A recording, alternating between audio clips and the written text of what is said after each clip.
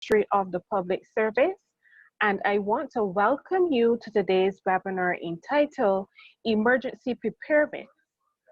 I am your moderator for this webinar discussion and presentation, and we welcome you to this webinar. The Learning and Development Directorate, Ministry of the Public Service, in collaboration with the Department of Emergency Management, Ministry of Home Affairs, is proud to present this webinar presentation. We would really like to hear from you, and we would like to include your voice in the conversation. But before we get there, here are some rules of engagement that we want to share with you.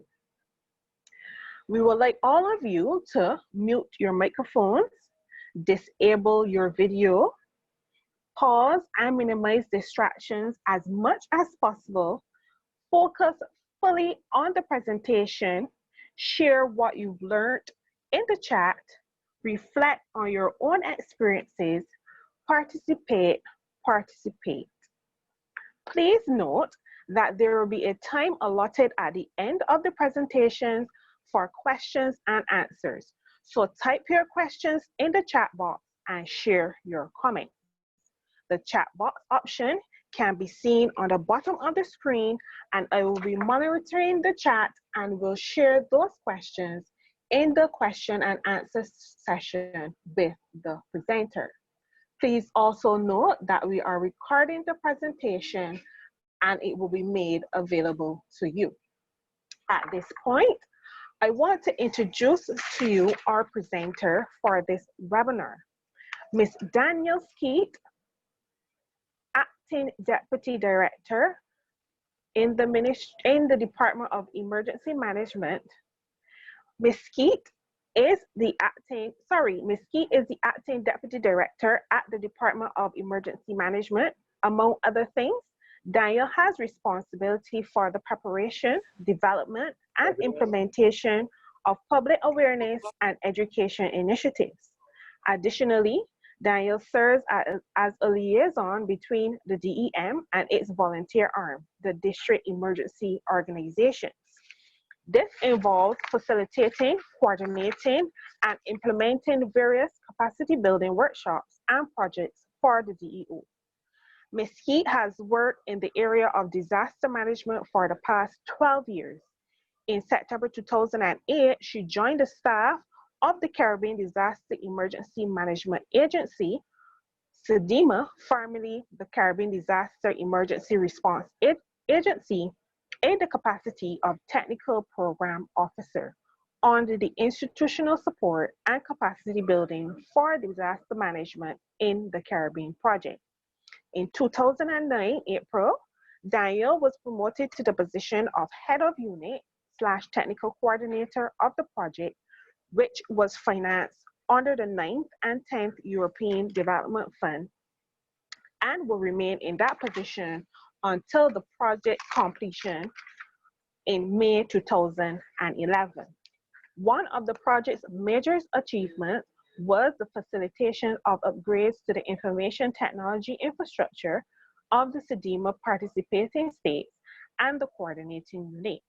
These upgrades enhance the flow of disaster information amongst participating states and increase links with donors and other parties involved in disaster management.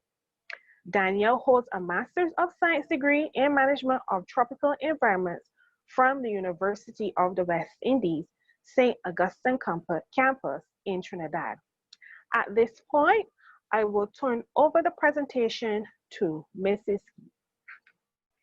Skeet. Thank you, Desiree, for your kind introductions, and a pleasant good morning to everyone online with me today.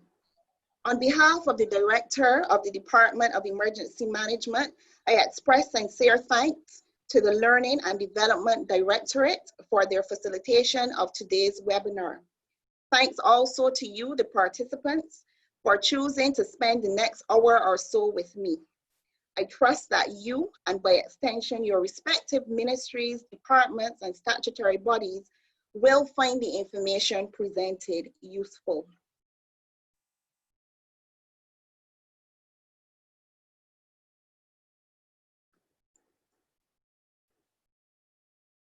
So my presentation outlined this morning will take the following format.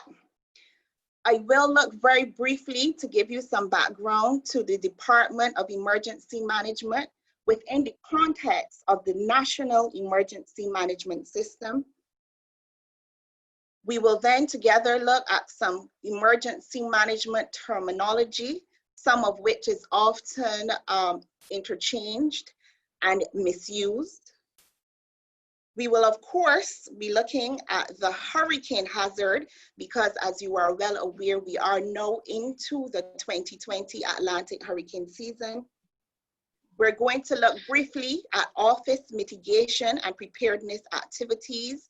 So those things that hopefully you at your offices are already doing. We are also going to look briefly at contingency planning, business continuity planning, and then of course we will summarize. So the Department of Emergency Management was established by legislation and officially came into being in April of 2007.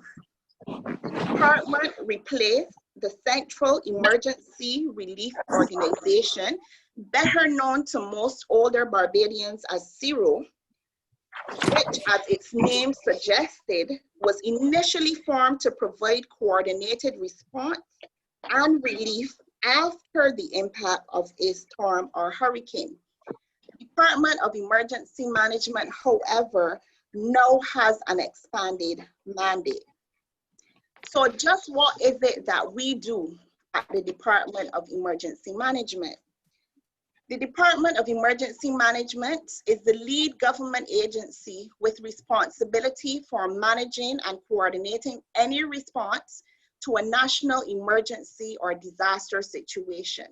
How is this achieved? Well, similarly to what is going on here this morning with the webinar, we do this by informing, educating, and training entities in comprehensive disaster management. And we will look a little bit more at what that term, comprehensive disaster management, means on the next slide. We also ensure mobilization of resources to respond to emergencies, crises, and disasters. So therefore, we try to ensure that who needs to be on the scene of an incident or event are there, and that they're not only there, but they're responding with the correct equipment and tools that they need to respond. We also coordinate all other emergency management activities. What are these activities, you may ask yourself? Well, it includes the issuing of alerts and warning notices. So particularly at this time of the year, everybody is usually glued to the radio from the time you see the first black cloud in the sky, and everybody's listening to find out what is up with the weather. We also have responsibility for evaluating and updating national emergency and disaster management plans. And finally, we strongly encourage the development and implementation of disaster risk reduction programs and implementation of climate change adaptation strategies. So as promised, what is this comprehensive disaster management?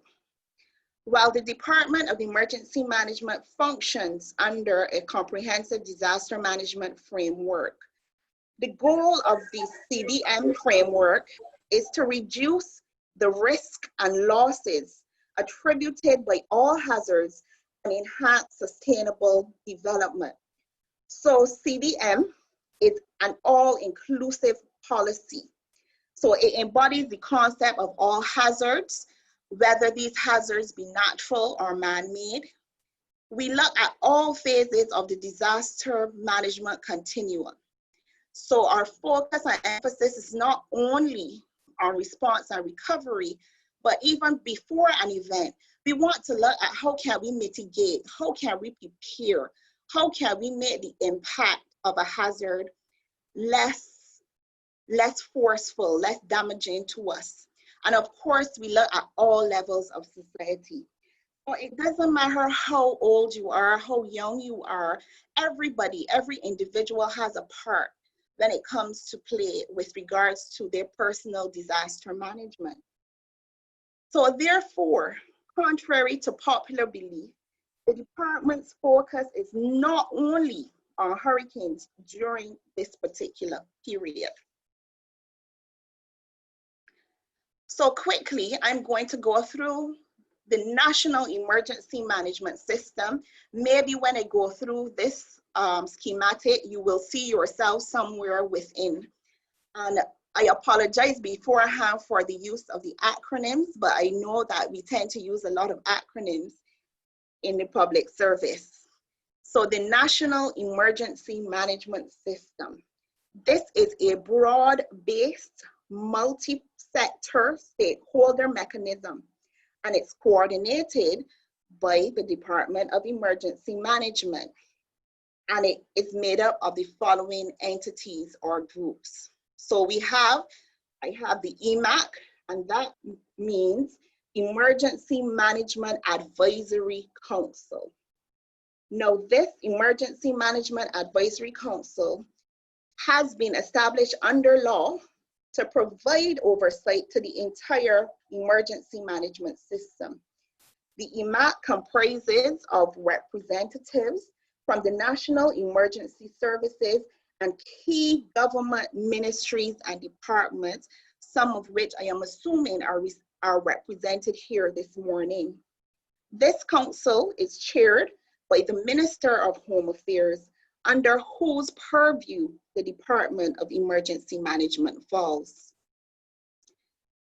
Now, we also have what we call Emergency Management Advisory Council standing committees. And it is through these committees that the sector planning for national emergency management is done. So these are the technical people, whereas the EMAC tends to be the policy group and the policy makers. The EMAC standing committees are your technical people.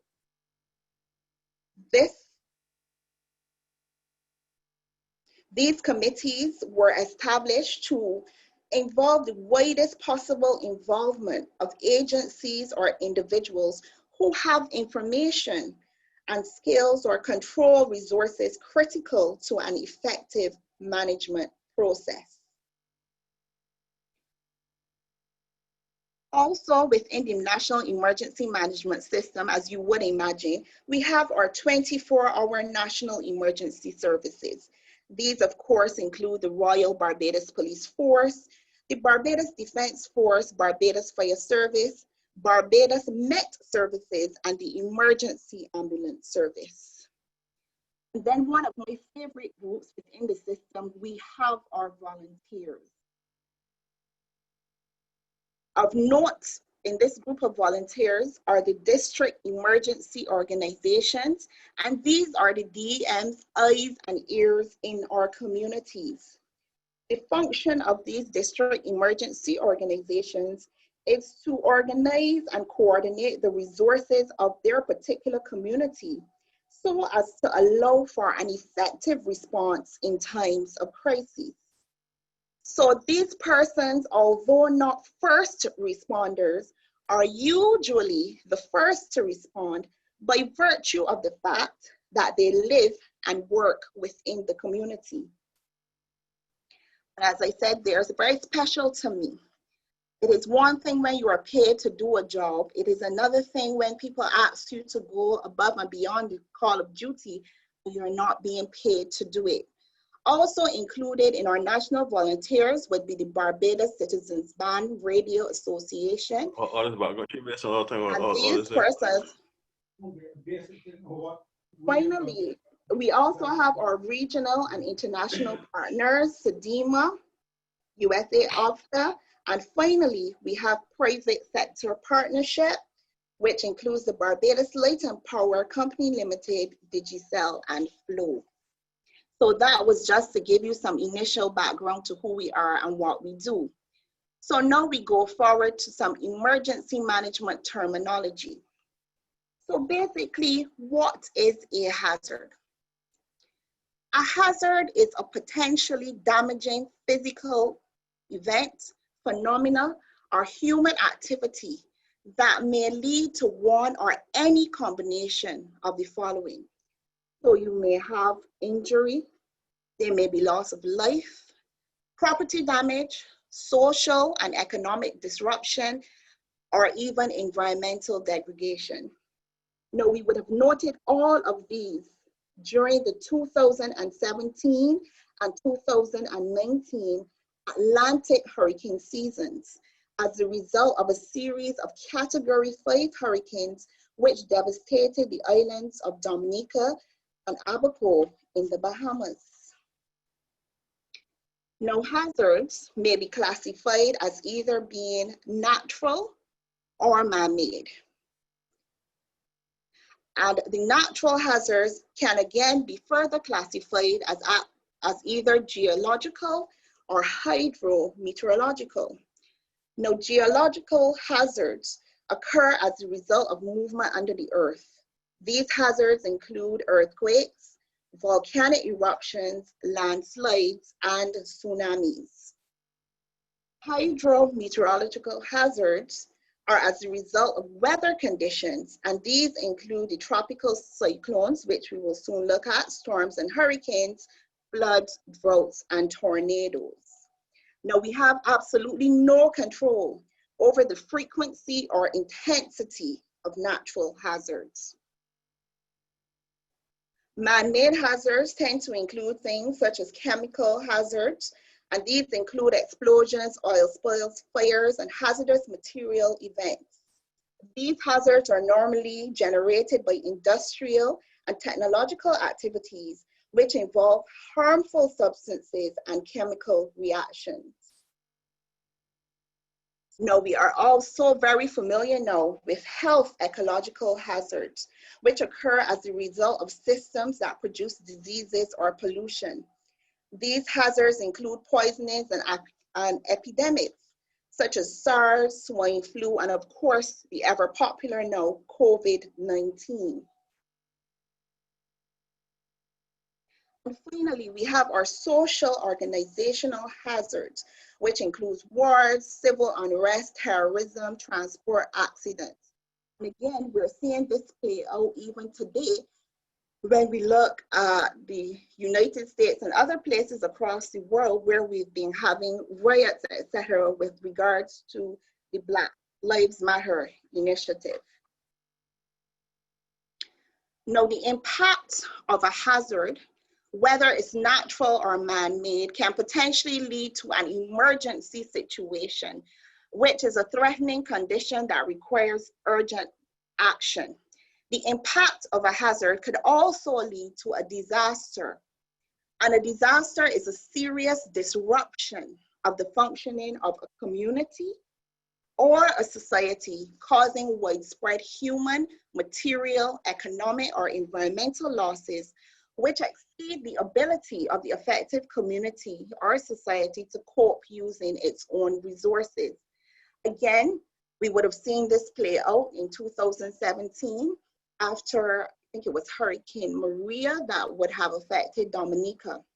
We have been very fortunate in Barbados to date, and in recent years, we have not, as a country, experienced any disasters. So yes, we may have had emergency situations, but certainly we would not have had any serious disruption of the functioning of our community or society, which, however, does not mean that this cannot happen.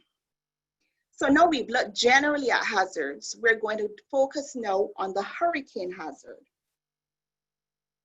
So what is a hurricane? A hurricane is an intense tropical weather system of strong thunderstorms with a well-defined surface circulation and maximum sustained winds of 74 miles per hour or higher. Hurricanes are categorized according to the strength of their winds using the Saffir-Simpson scale. A Category 1 hurricane has the lowest wind speeds, while a Category 5 hurricane has the strongest. These are, however, relative terms because lower category storms can sometimes inflict greater damage than higher category storms, depending on where they strike, if they strike very vulnerable areas, and of course the particular associated secondary hazards which they bring. In fact, these tropical weather systems can also produce significant damage and loss of life, mainly due to flooding. And as we all know, the Atlantic hurricane season is between June 1st and November 30th annually. Even though we would have noted in recent times that hurricanes tend to develop or form outside of the season. So we would have had our first 2 hurricanes for the 2020 Atlantic season forming, I believe, in the month of May. So what are some of the associated secondary hazards to a hurricane? Of course, we can have strong winds, and strong winds can create debris. So we have seen trees uprooted, we would have seen telephone poles, utility poles, etc. uprooted as the result of strong winds. They can also take this debris that has been generated and now create flying missiles. So when these things that usually may not cause a lot of ruckus, in winds blowing at over 74 miles per hour, they become very dangerous. And this can lead to damage of person and of your property. We also associate with hurricanes storm surge, and this can lead to coastal flooding. And of course, there's usually some intense rainfall which leads to flooding and land slippage in areas prone to such. So if there's an area that is already known for land slippage, intense rainfall tends to intensify that, makes it worse. So I would have spoken briefly about the hurricanes and the fact that they're grouped into 5 categories which tell you how strong they are. These categories, and you can see it on the slide, we tend to say that the first category, category 1, is the weakest. And this will tend sometimes to cause minimal damage to vegetation. A category 3 causes more extensive damage to buildings, etc. And just to put it into context, if you remember Hurricane Ivan, which would have devastated Grenada back in 2004, Hurricane Ivan was a category 3 hurricane. The last known hurricane to have directly impacted Barbados, Hurricane Jeanette in 1955, was also a category 3. And of course, at the category 5, we have catastrophic building failures, etc. Now in Barbados, we have 2 types of public emergency shelters. We have category 1 shelters and we have category 2 shelters. Now these categories should not be confused with the categories of the hurricanes, i.e. you don't go to a category 1 hurricane shelter or emergency shelter if it is a category 1 hurricane. Category 1 shelters are those shelters which may be used during a hurricane or other emergency event period. So independent of the category of hurricane that we anticipate that we may be impacted with, those are the shelters that you will be able to stay out or ride out the storm in. Category 2 shelters, however, are those shelters which may be used after a hurricane or other emergency events, provided, of course, that they are still in good order. So there are some persons who may determine that they're going to remain at their private residence and ride out the particular storm or hurricane. However, during the course of that particular event, persons may find themselves losing a roof or part thereof. They may find part of their house has gone or fallen in. and will be looking for temporary accommodation in the interim. And in the event that all of the Category 1 shelters are already filled, then we will use these Category 2 shelters as temporary accommodation. And just for your information, this year we have identified 30 Category 1 emergency shelters, and there is at least one shelter in every parish. Now, in light of COVID-19, which globally we're now experiencing, there have been a few new protocols put in place for the Category 1 emergency shelters. Now, on arrival at the shelter, all persons will be required to have their temperatures taken. All persons staying in shelters will also be required to walk with their own cloth face coverings, and you will also have to be mindful of the fact that it is recommended by the medical experts that these cloth face masks not be worn for more than 4 hours at a time. So when you are packing your emergency bag for you to move, you need to take that into consideration. All persons will also be required to walk with their own supply of hand sanitizer. Now, all of the Category 1 shelters will definitely be outfitted with hand sanitizing stations.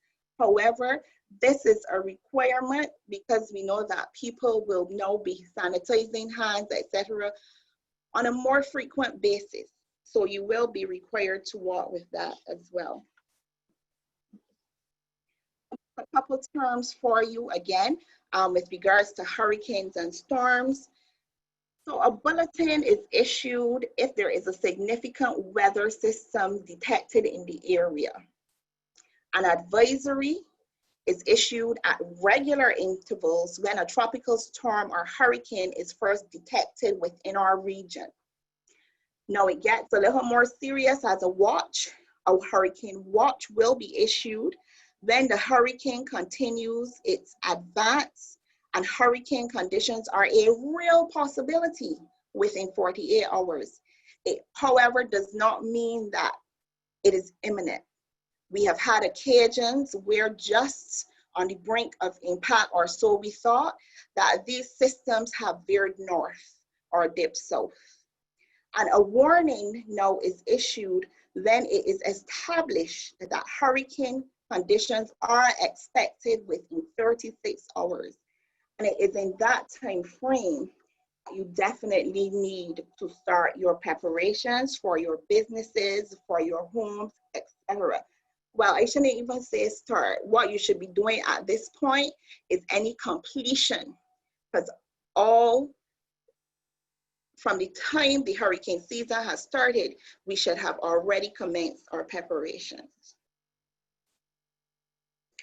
So according to the 2009 United Nations International Strategy for Disaster Reduction terminology on disaster risk reduction, the definition for preparedness is as follows: the knowledge and capacities which have been developed by governments, professional response and recovery organizations, communities, and individuals to effectively anticipate, respond to, and recover from the impacts of likely, imminent, or current hazard events or conditions.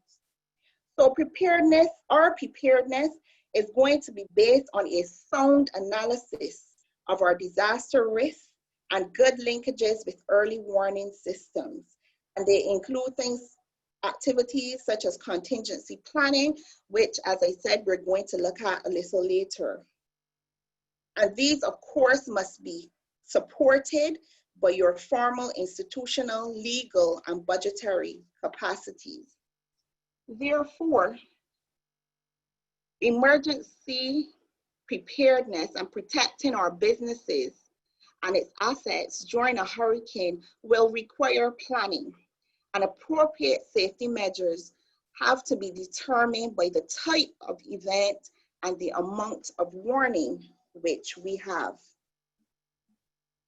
So at this point, because I've been talking, you will have something to do as well. We're going to take a poll, and you will see that poll appear on your screen. I want you to select the activities that you are aware of, which your ministry, office, department undertakes as a part of their emergency preparedness strategy. So just select those activities which you know that your ministry, office, or department is undertaking as a part of their emergency preparedness strategy. So there's the assignment of liaison officers to the DEM, development of business continuity plans, backing up of your data, the setting up of cloud systems, reviewing contracts, ensuring that insurance policies are up to date, things like that you should do just before leaving the office prior to a hazard impact. Is it part of your standard operating procedure to bring outdoor office equipment indoors and anchor those objects that cannot be brought inside? Are you unplugging and covering all of your electrical equipment? And are you ensuring that all files and other important documentation are securely put away? So while you have a few seconds to do that. And while you're doing that, I'll speak now to each of these individually. No, I said that one of your office mitigation and preparedness activities should be the assignment of liaison officers to the Department of Emergency Management. Now, legislative authority for liaison officers is embodied in the Emergency Management Act, Cap 160A. Part 4 of the Act, Obligation of Public Officers and Other Persons, makes provision for the designation of a liaison officer for communication with the DM's director in relation to the procedures of the ministry, department, or statutory body. Among other things, the liaison officers are to facilitate the establishment of the organization's emergency management committee, as well as to periodically review, update, and test your organization's emergency plan. Backing up of data, and certainly we have all had the experience where we would have typed something and 2 minutes later we have no idea where it has gone to. Now, where practical, we need to ensure that our data is backed up off-site, and this is to safeguard against on-premises damage. So if there's flooding on the premises or a fire which can destroy your servers, which are on site. So regular data backups with a redundant system will safeguard your business against loss. And if one server goes down, the backup most likely will be up. Quite importantly, and we've used it quite a bit over the last 3 months in light of COVID, if you have to work from a different location, because several of you would have probably worked from your home. Some people may still be working from home at this point. You want to be certain that you can access these systems and data which is important to you. And okay. Danielle? Yes, please. Yes, we want to reopen the poll to show the result. Thank you. We have 92.1% on plugging and covering all electrical equipment, 91% ensuring that all files and other important documentation are securely put away, and the others have, well, the 58.4% for backing up their data, and the others have between 29 to 30%. The least is 9%, which is review contracts. Okay. So that is what the participants have. And thank you for that information. So it seems that you're doing very well with those activities that are to be done just prior to leaving the office.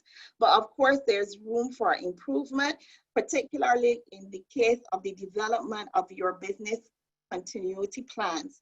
How do we proceed? All right. Why would reviewing your contracts and insurance policies be important?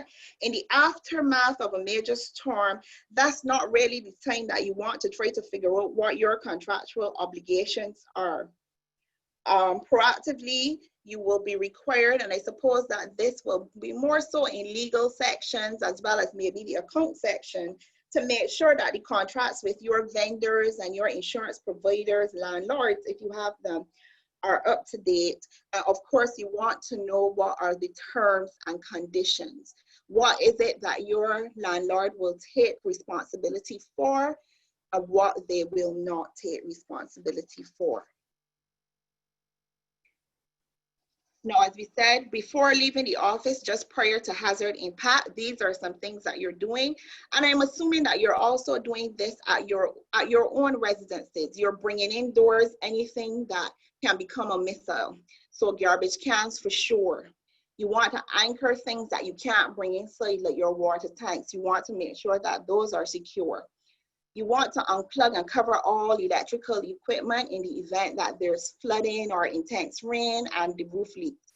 And of course, what we should be doing on a daily basis in any event is making sure that all files and other important documentation are securely put away.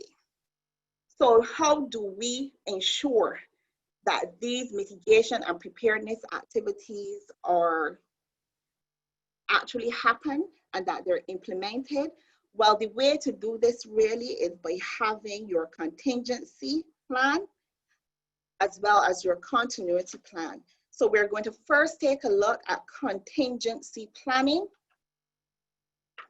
And this is a management process that analyzes specific potential events or emerging situations that might threaten your business, and you establish arrangements in advance to enable timely, effective, and appropriate responses to such events and situations while continuing critical functions through an incident.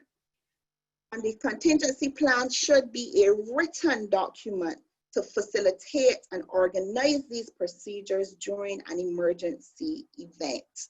Well-developed contingency plans and training such that the requisite personnel understand their roles and responsibilities within the plan will result in fewer and less severe injuries and structural damage during emergencies. Now, what I do want you to believe is that contingency planning or putting together this plan is not an additional burden to your already heavy workload, but it really is complementary to it. And there's some things that you're most likely doing already. So I am assuming that your maintenance staff, your groundsmen, your general workers are already keeping your environs free of debris. And we're going to assume that the account sections, etc., are making sure that your insurance premiums are adequate, paid, and up to date. Now, there are 4 basic ways for you to, basic steps rather, to developing your contingency plan. And we'll look at each of these individually. So you convene a planning committee. You want to assess and prepare. You want to implement through communication and coordination. And finally, you want to test your plan. So when you are convening a planning committee, this really will be the liaison officers who have been assigned to the Department of Emergency Management will be those persons who would be expected to take the lead on the convening of such a committee. While it will not be their sole responsibility, they will be the persons who will take the lead. And it is advised that you have a cross-section of stakeholders. So you want to include, if you have security personnel, you want them included, your administration, your accounts, etc. Everybody will have a role to play, and there needs to be that buy-in and understanding of what persons will be asked to do. The next thing you will want to do is you will want to assess and consequently prepare. You need to list those hazards or those potential incidents which could affect your business. You want to consider the hazards that have previously occurred and how they affected your business in the past, and how did you mitigate against it, so that going forward, you don't have the same issues that you would have had previously. So if you look on the vertical, we have what are some of the potential incidents or hazards that could affect your office or your business. So of course, we have hurricanes, we have earthquakes, fire, flood, civil unrest, COVID-19, whatever it is that you think, and you put it there. And then across the top, you want to talk about the probability of the occurrence of it happening. What is the potential human impact? What is the potential property impact, potential business impact, etc. Now, yes, this is subjective, but it is a useful tool. And therefore, if you have a cross-section of persons from your organization participating in this exercise, you will get a more balanced scores, I believe. So this is just a sample that I have done. So let us look at the section on hurricanes. So I said the probability of occurrence is a 5. Why is that? We are in a hurricane belt and it is the hurricane season. The potential to human impact and property impact, as we have seen, is quite high, depending on how devastating the particular hurricane is. We can have total destruction. And then what are our resource abilities to deal with it? So we ended up with a score of 24 for hurricanes. And really what we're saying here is that the higher the score, the more vulnerable your business is to that particular incident. It is not to say, of course, that we are not to be preparing and mitigating against those other hazards or incidents, but it may just mean at that point we need to prioritize our planning for hurricanes, etc. So, and I have on this slide, the score would be that 1 would be your lowest probability and 5 being your highest. So the next thing you have to do, so now you've prepared, you've assessed, and you've written your plan, you now have to implement through communication and coordination. It makes absolutely no sense having a perfectly wonderful plan and nobody else knows what they're supposed to do or how they're supposed to do it. People will also need to know if they're part of that plan. If you have me down to do something within the plan.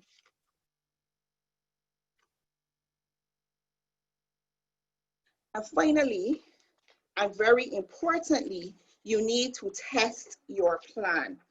I know that we often think sometimes that when we are doing these drills and tests, people tend to say, you know, it's like a game, I don't have time for this, I am busy, my desk is full of papers. But the truth is, practice will make better.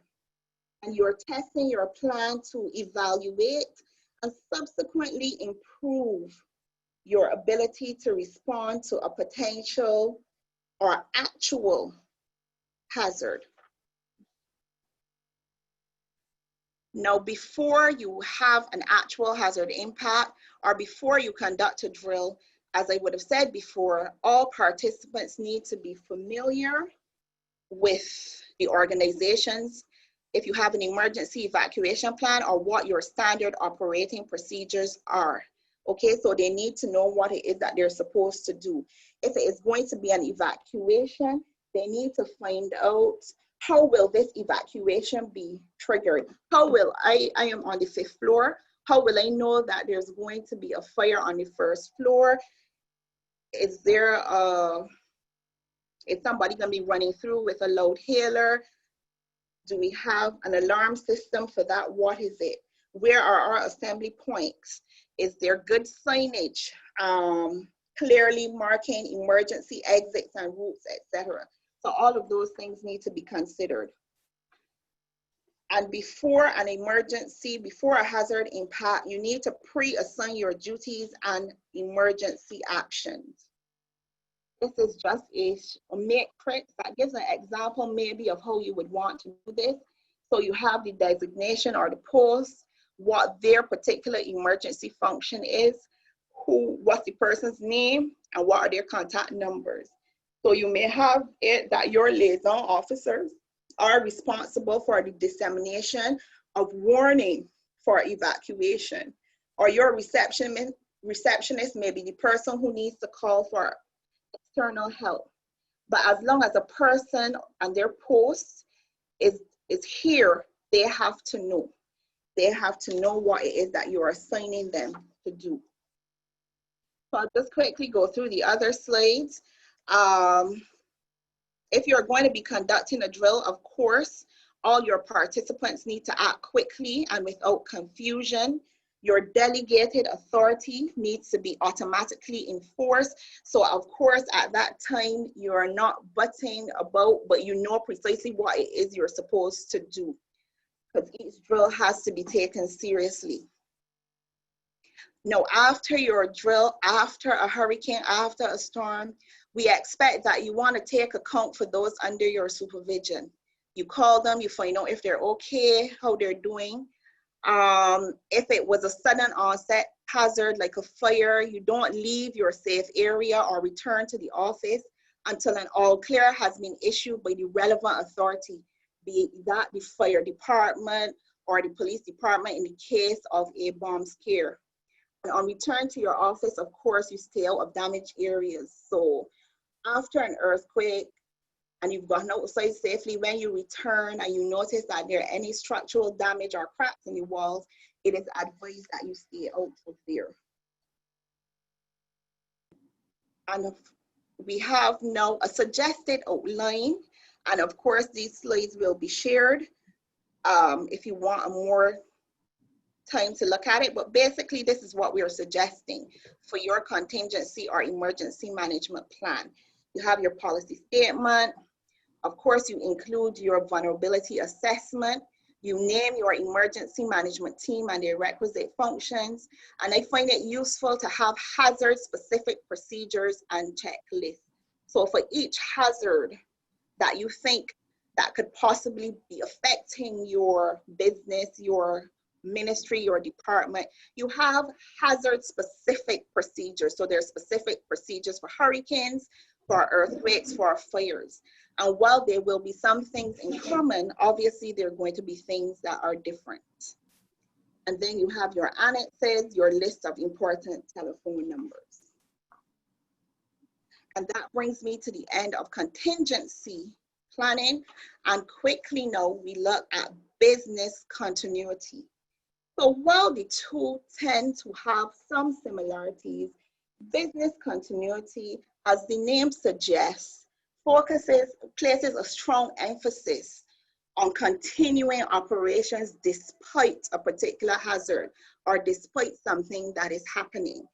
And we would have noted this, that during the last 3 months with COVID, we would have seen what happened to particular businesses that may not have had a continuity plan. Some of them then had to close because there was no plan per se.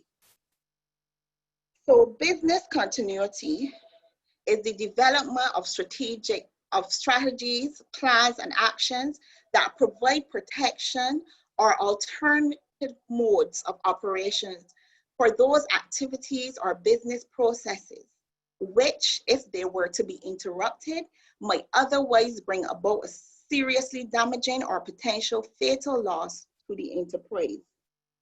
Your business continuity plans will ensure that personnel and assets are protected and are able to function quickly in the event of a disaster. Your business continuity plan is generally conceived in advance and involves input from key stakeholders and personnel. So if we look at the business continuity planning cycle, we know there are some similarities, as I said, to contingency planning. So one of the first things you need to do is identify any and all risks that may affect your ministries or departments' operations. Your risks may include anything from hurricanes to fires to floods to cyber attacks on your data. Next, you want to determine how these risks, or analyze how these risks will affect your operations. And then when you've done that, you design and implement safeguards and procedures to mitigate the risk. Then you want to test your procedures to ensure that they work. And then you want to be continually reviewing and maintaining your measures. And you also want to remain current. Technology changes daily, and therefore you need to keep current so that your business continuity plan is always on top. So business continuity planning, in summary, really is the process a company or your ministry will undergo to create a prevention and recovery system from potential threats such as natural disasters or cyber attacks. Your business continuity planning or plan will be designed to protect personnel. So it is designed to protect our jobs, our livelihoods, etc., and make sure that they function quickly even when disaster strikes. And of course, we need to be testing and identifying weaknesses, which then we are able to correct. So in summary, it is imperative that we are all aware of the plans in place for our various organizations. We have to know what our risks are and mitigate against these risks. Hurricane hazards, as you know, will come in many forms. So as we said earlier, they could be storm surge, high winds, flooding. And we have to make sure that we're doing what is necessary to ensure that our offices and businesses will be ready in a state of readiness when we are given the all clear to return back to work.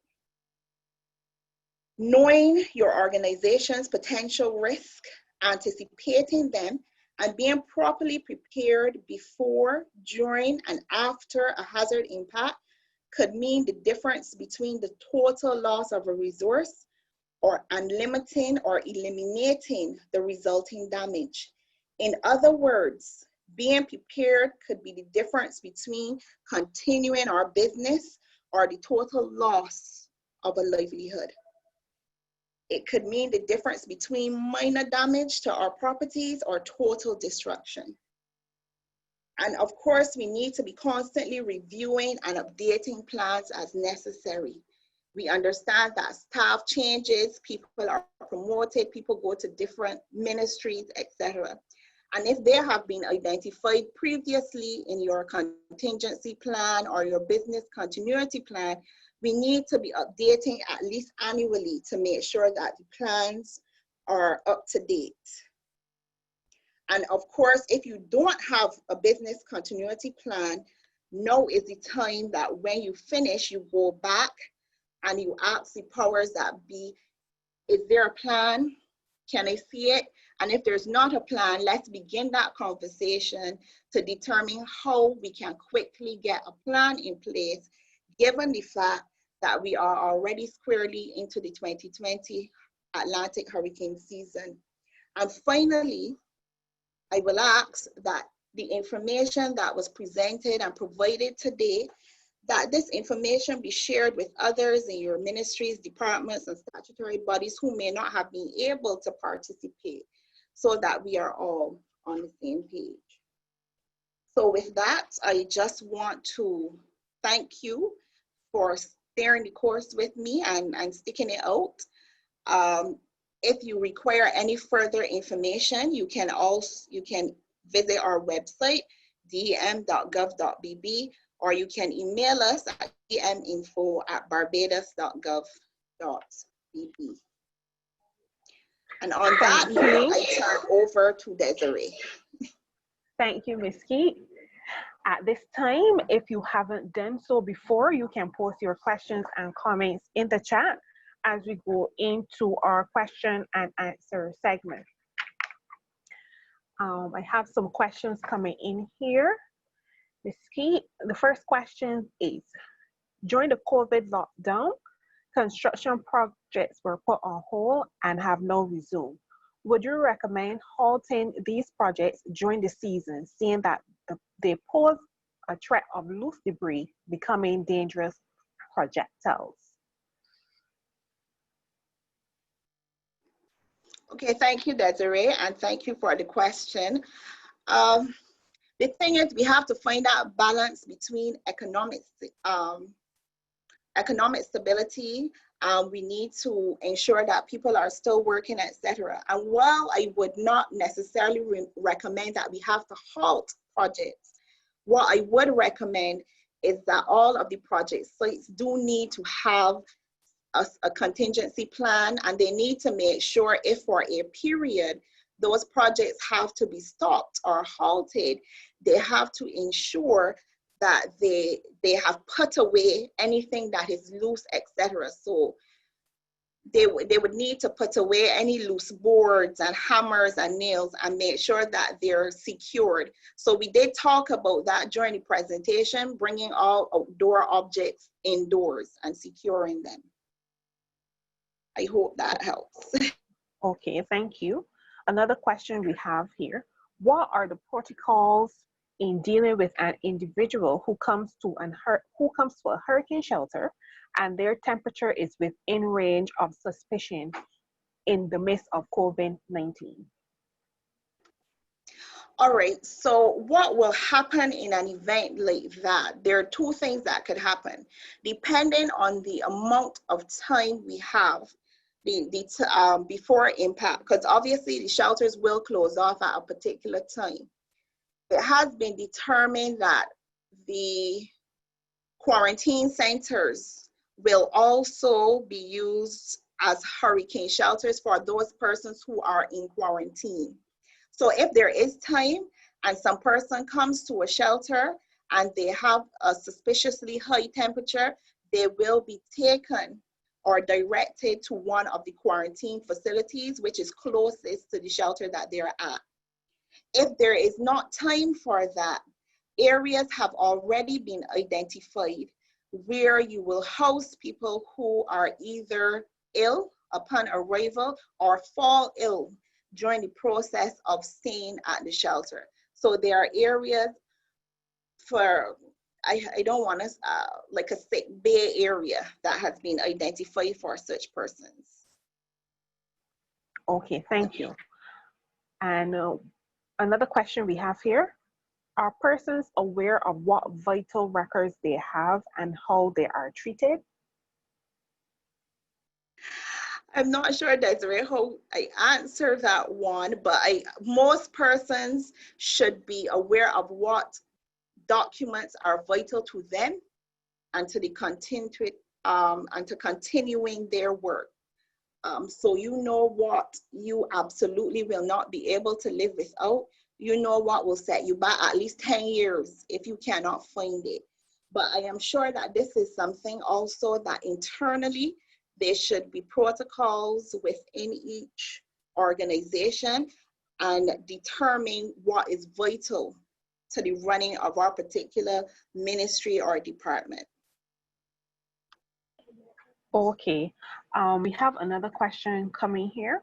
For the public, is there a specific time frame between persons leaving work and preparing for the emergency? Okay, I'm going to assume this is if we expect impact the same day that persons have already gone out to work. And there are time frames set up, but of course, I won't be able to definitively give you those time frames right now because it will depend on the time of impact, the time that the Barbados Met Service has indicated to us that we will first start feeling those outer bands of rain, etc. So what we do really is work backwards, given the time. But of course, this information will be relayed to the public, to your ministries, to your departments, to your statutory bodies in real time. So as soon as we get that information, it is generally shared with the public through the Barbados Government Information Service. Okay, thank you very much. During an earthquake, should we be evacuating the building or seeking cover within, such as under desks, etc.? Okay, so our policy in the region is that we drop, cover, and hold on, provided we are not in a position to safely exit the building. So for example, I am on the second floor of my office and there is no elevator, so it means that you have to go downstairs. So I will not quickly or safely be able to leave. So what I would do, what we recommend, is that you drop, cover, you drop under some sturdy piece of furniture, such as your desk or chair, and you hold on and you remain there until the shaking has stopped. Basically, what you're trying to do is to protect your back and your spine from things that may fall from above, and to ensure that when the shaking stops, you are still able to get yourself outside. Now, of course, maybe you are the receptionist and you work right by the door. It means that you can safely and quickly exit the building. Then, of course, that is the recommendation. And when you go outside, you go into an open area away from utility poles, trees, and other buildings. Okay, thank you for your response.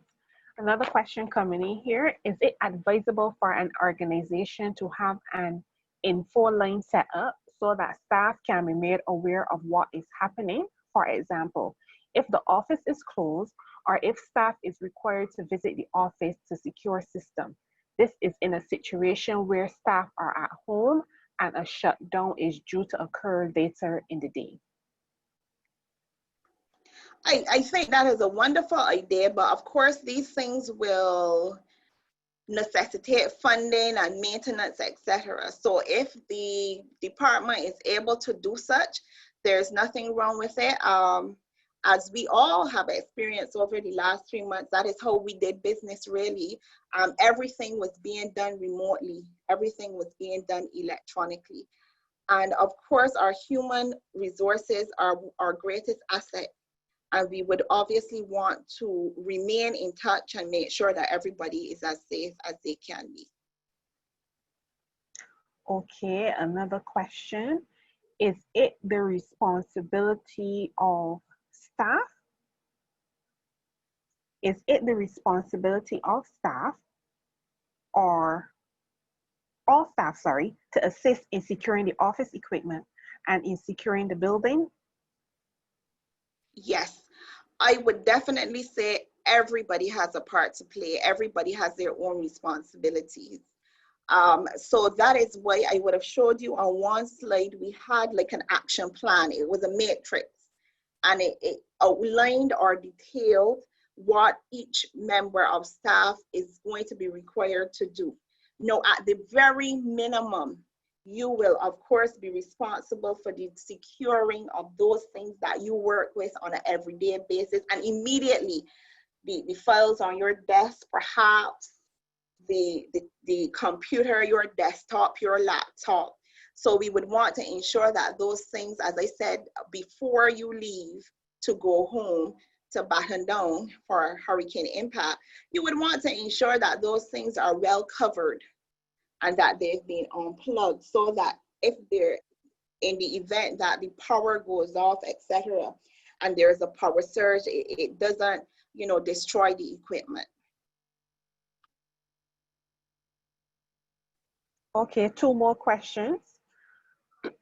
When a hurricane is approaching, we are often told to cover the equipment with garbage bags and huddle the furniture. Is this a good protective measure? It is, because what you want to do, you want to keep as much water out as possible. And usually the thing most readily available will be garbage bags. But if you want to investigate, you go online and you see what else is out there, what other protective equipment is out there. You may actually want to use tarpaulin, I don't know. Or there may be a waterproof safe or cupboard or something within the office that you can actually store those things in. But again, it's going to depend on your organization's resources, what you have available to hand, and what you can quickly source and use. Okay. Will DEM revise its recommendation as to how many days supplies persons should have at home in light of shortages in the aftermath of recent hurricanes? For example, 2 to 3 weeks after Maria, there were still severe shortages of food and water in Dominica, and it took a month or more for the few supermarkets that were not looted to reopen. Yes, so that person is absolutely correct, and it is under revision. We are looking at it now. Generally, typically, we say to persons, you should have at least 3 days supply of water and food. And this, the thinking behind this in the initial stages was because we figured we would give the systems, the National Emergency Management System, 3 days as a minimum to get systems up and running. Of course, as the person said, in recent times now, because of more intense weather systems, etc., we really have to rethink this. Is 2 to 3 days really adequate for my family? And again, that is something that we're going to be asking people to do. So you're going to store as much as you feasibly and possibly can. Okay. We have another one coming in here. In the event of an earthquake while at the office, staff tends to panic and do not follow instructions. What does the officer in charge do? Okay, and you are absolutely correct about that too. The thing is, one of the things, as I had said, is that we recommend conducting drills. I'm not sure how many people were aware, but in March, we would have observed a National Earthquake Preparedness Day. We did that back in March, where we would have asked through our social media platforms, through the Government Information Service, we would have asked persons to conduct their earthquake drills. I know that some schools did participate. That is one of the best ways to ensure that people do what they're supposed to do by practicing it. And I will tell you, they will get better. So you practice your drop, cover, and hold. You let them hold for about maybe a minute or so, and then when the shaking has stopped, then you proceed outside to your assembly points, and that is where whoever is in charge takes register and account for everyone. So my best recommendation for that is to practice it, to have drills, to test your plan so that people become familiar. Our final question, how soon each year should hurricane emergency planning be reviewed and finalized? What is the recommendation from DEM? Okay, so our recommendation is at least once annually that you need to be reviewing your policy, your plans, your contingency plans, your continuity plans. As I said, technology continues to change, and we want to make sure that what we are doing is the most effective way of doing it, the most economical way of doing things, but at the same time, we are ensuring that when the crisis is over, that people still have jobs, etc., that they can come back to. So our recommendation is usually at least annually, and definitely every time you conduct a drill or a test, that also gives you the platform for making any revision. So you conduct a drill, you conduct a test, and you realize that something didn't quite work, or that the system you thought that you were using to trigger it, everybody in the building did not hear it. That also provides the entry point or the platform for an update of your plan. Okay, thank you very much, Ms. Keith. As we prepare to wrap up, please go ahead and share with us one thing that you would implement in this hurricane season. We are very happy to hear your thoughts. You can share it in the chat feature.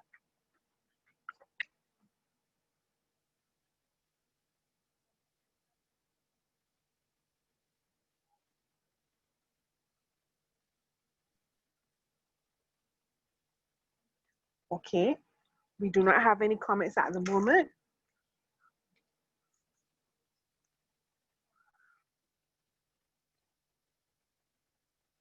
None of you are going to use any of these things that we have heard. Oh, we are having them now. Continuity plans are critical for normalcy. Implementation and communication of a contingency plan within my department. Very good. Earlier preparation in light of earlier storms.